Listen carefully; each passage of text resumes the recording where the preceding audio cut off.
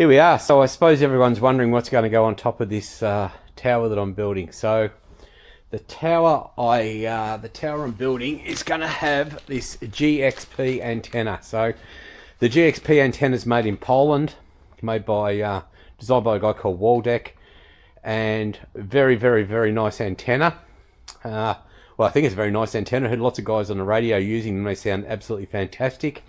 This thing is a 14 element 4 band. So it's a GXP 14E 4B. It's got 3 active elements on 40 meters, 3 active elements on 20 meters, 3 active elements on 15 meters, and 5 active elements on 10 meters. So I've mainly got it for 40 meters and 10 meters. The quad does well on 10 meters, but it's nice to have a Yagi to switch between and have a bit of a comparison. It weighs 64 kilos and the boom is 10 meters long. I believe it's got a 15 meter turning radius. So this is the way it arrives. You get 2 tubes. I've actually taken the radials out of here and sorted them out from this tube here. When it arrived, someone in customs had removed the end off this tube and they just taped it up. When it arrived to me, the end was open, so I had to go through and sort everything out and make sure that all the components were there. Waldeck was really good. He sent me through a cut list of the antenna, and I sat down one afternoon and sorted it all out. As you imagine, the antennas, the radials are shoved inside there. This is mainly the boom. Everything's marked. That's the support post, the element support for the 40 meters, but they're the boom sections there, and everything shoved inside each other. So what I did, I just got together and sorted them all out. Have a look at this. These are absolutely beautiful. All swaged up, compressed down so they slip inside each other. No rough ends. Sorry, it's hard to film and do this at the same time. No rough ends. Everything is all beautifully sanded up. Never cut yourself. All the screw holes beautifully drilled. It's an absolute work of art. This tube here is a bit over 2 meters. The whole antenna, like I said, weighs about 65 kilos. So they're quite a hefty antenna.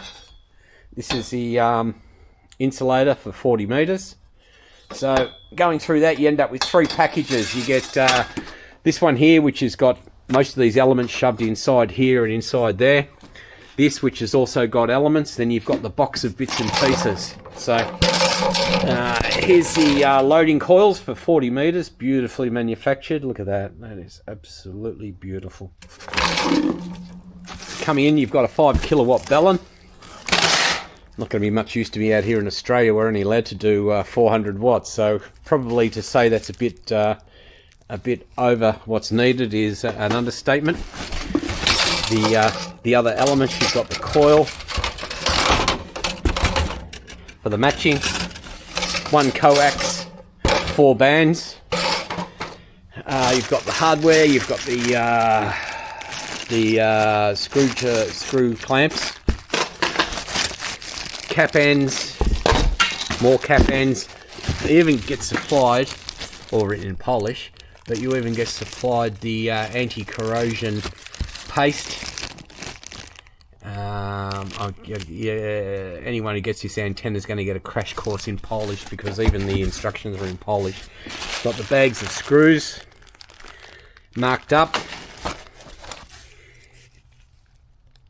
Now nuts and bolts for something.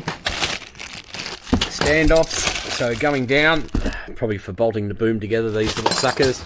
Going down, you've got beautifully laid out. Then underneath here, you've got the clamps. Underneath the clamps, more clamps.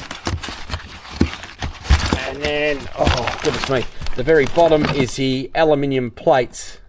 So you've got the mounting plate, and you've got the plates for the elements. So all in all, what a great kit. Very happy with the quality. Fantastic job. Like I said, there's about 64 kilos to go on top of that tower. Then I've made this. This is a tilt plate for the antenna. So I made this out of some 10mm aluminium. Another lever I got to pull down the bottom, so to release it you pull it like that, and then this comes up, and that's what counterlevers. I'm going to have to get myself a stainless steel screw. I'm not spring. I'm not real happy with the mild steel one there, rusting away. On the back, the mast goes through here, and on the back side, on the front side here, goes any support you might need for another mast. So the mast comes up through this V section. It's just a homemade thing. The antenna bolts in across this section here. Just something I threw together with bits and pieces of scrap aluminium and stuff. So to lock it, it comes down.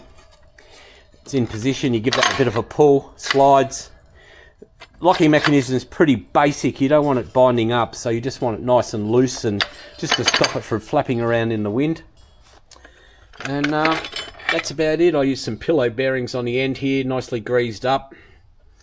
Should offer a few years service. It's already been up for sort of 6 or 8 months. I had an OptiBeam on it. That's what these brackets are.